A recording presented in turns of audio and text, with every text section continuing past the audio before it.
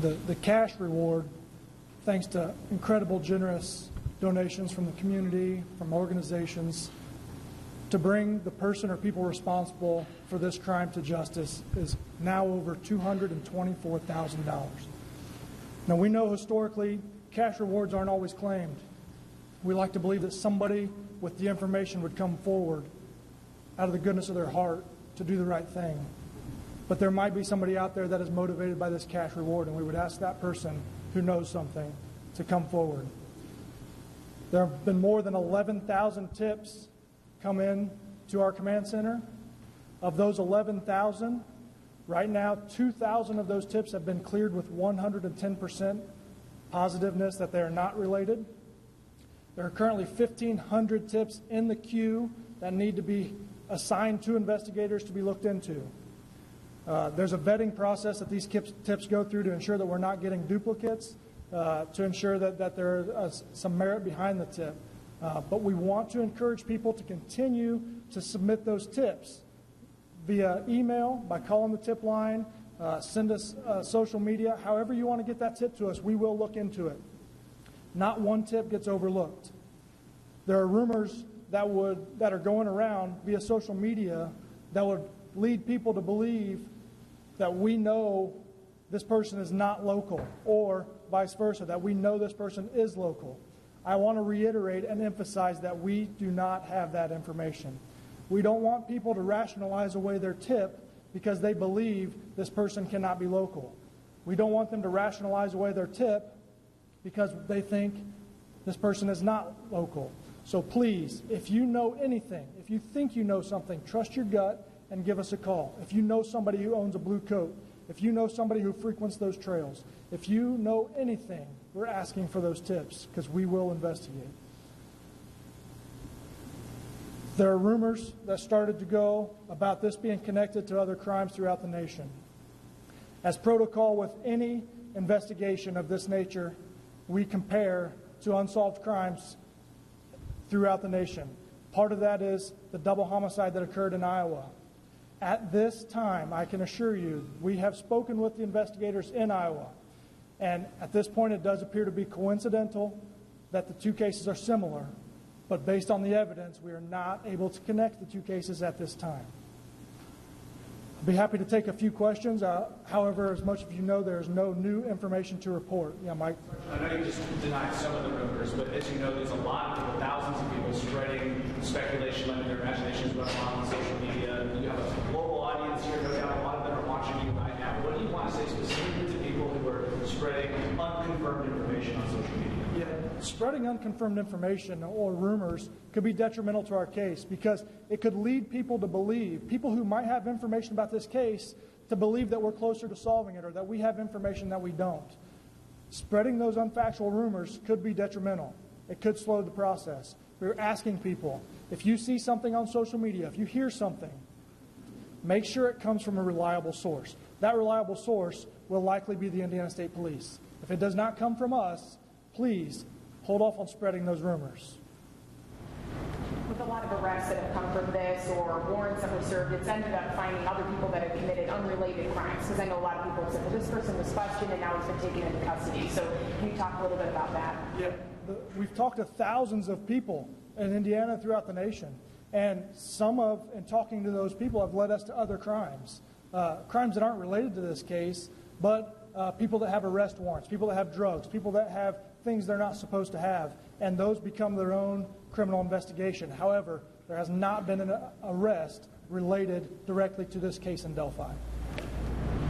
Can you tell us where the DNA testing stands at this point? Has that come back, and have you been able to compare it to any database? Yeah, so part of any investigation involves a human element, also involves a scientific element. The scientific element of that investigation does include searching for DNA. At this point in the case, I can assure you that we are using every tool necessary, every tool available to us to find the person responsible, which would include looking for those clues. There was some mention of, whether it be coincidental or again, one of these rumors about somehow being connected to the occult, the number 13, the number 36. Any comment, anything that you're looking to explore? We're looking into everything. everything, and so we are open-minded. We're not discrediting the possibility of anything being possible. And so, absolutely, if it's possible, we're looking into it, I can assure you. And do you think this is a person, based on your experience, that likely is dangerous and is out there that will likely kill again? It doesn't matter what I think, it's what our investigation is going to lead us to. And our investigators are working around the clock. They're so resilient. I can assure you, every morning I walk into that building, and these investigators are positive. The common phrase of the day is, today's the day. Not today might be the day.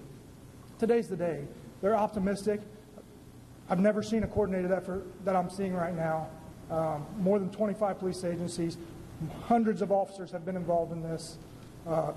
Incredible teamwork, and we are very optimistic that we are going to find a resolve to this case. Do you think there's any realistic credibility to this whole, occult possibility? You're asking me to speculate, and I'm not willing to speculate in an investigation of this magnitude. Can you talk a little bit, the guys listening, like we've mentioned before, for a suspect profile, they could be obsessive about the news coverage and watching it. So if he's watching it right now, or anyone that's involved, what would you want to tell him to let him know you're getting closer to him every single day? The investigation is eliminating people that we know are not involved. We are confident and optimistic that our investigation is going to lead us to the person responsible, and we're going to continue doing that until it does so. Can you say that definitively if you are looking at We're looking at everything. I'm not telling you yes or no to that question because I'm not aware of a specific investigation leading us to that. But at this point, we're open to anything. Have they developed, the question was, is this person out there is dangerous? Could they do this again? Has the FBI developed beyond this picture and voice any kind of definitive profile about who this person is, how he acts, what he does? Yeah, those things take a lot of time. And I can assure you that they're giving every resource they have to this investigation, which would include those. But at this point, we don't have any definitive answers. Profile too. So we've got the picture, we've got the voice, and this could offer what these analysts can come in, the behavioral analysts, they can give you more on that personality or characteristics of that person. So that could be really beneficial, right? Anything we have in this case is going to be beneficial. And so if that's a tool that we have in our toolbox available to us to benefit this case and to move it forward, then we're absolutely going to use it. Have they completed their profile? You would have to speak to the FBI about that. I have not been given information either way. So any other questions?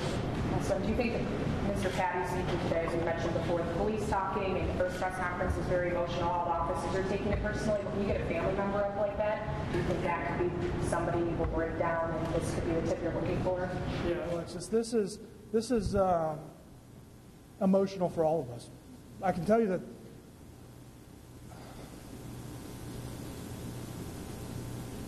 it's not easy, and a lot of people are putting a lot of work into this, and we're hoping that the tip's there, and we're going to find it.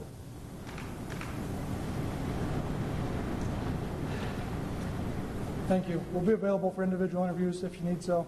The Patty family has asked not to be contacted today for an interview, but they are willing to do that in the future, and that should be coordinated through us. So thank you very much. Okay, Sergeant John Perrine with Indiana State Police, their Public Information Officer. Again, just fielding some questions there and giving an update. If you're just joining us, again, this is a live picture in Delphi. And what we heard from Sergeant Perrine just then is that technically there was no new information to report today in regards to the case of the murders of those two teen girls. Now, prior to hearing from Sergeant Perrine, we actually heard from the grandfather of Libby German. His name is Mike Patty. He read a prepared statement. Again, the grandfather of Libby German, Libby, one of the two teens murdered more than 3 weeks ago during that afternoon hike in Delphi. He made a public plea for answers in the deaths of 14-year-old Libby and her friend, 13-year-old Abby Williams. He thanked police and the community for their support and for being their rock in the wake of this tragedy. He did say that Libby and Abby loved each other, were both heroes in the moments before they died. We did also learn today that the reward amount is now up to more than $220,000. They are still, though, searching through hundreds of tips. And again, Sergeant Perrine even mentioned that 1,500 tips still need to be vetted in this case, so they are not taking any tip lightly. We do want to take a moment to remind you about some of the key evidence, though, in this case. Police are still looking for this man pictured right there on your screen. They say he is the main suspect in this case. And as we've reported, Libby was actually able to take this picture of him before her death. So please take a close look, see if you notice anything about him, his clothes, his posture. Police also tell us Libby was able to record the voice of her killer. Her grandfather this morning calling her a smart girl who amazingly had the presence of mind in that moment to capture this evidence. A few weeks ago, police, of course, released a portion of that recording, all in hopes someone will recognize this voice. So we're going to play it for you here. Please listen closely to the man saying, "Down the hill" on a loop. Down the hill. Down the hill. Down the hill. Down the hill. Again, down the hill. If you recognize that voice, please call police. You can remain anonymous. Again, we're told this man was involved in the murders of Libby and Abby. Police aren't sure if the man in that photograph that we've shown so many times is the same man as the voice that you just heard in that recording. If you do know who that man is or you recognize the voice in that recording, please call this tip line. It's right there on your screen. The number is 844-459-5786. Police this morning urging people not to rationalize away any of their tips and to call them with any possible clue because they're not ruling anything out. Sergeant Perrine did mention that they're not sure or they're not saying if this person is local or not local, so to not let that rule anything out if you are to give a tip. Again, we have this number posted for you on WTHR.com and all of our social media accounts. Police do say they're confident they will solve this case, and the minute we learn any new details in this case, we'll put it on our website and send you a push alert on our free WTHR News app.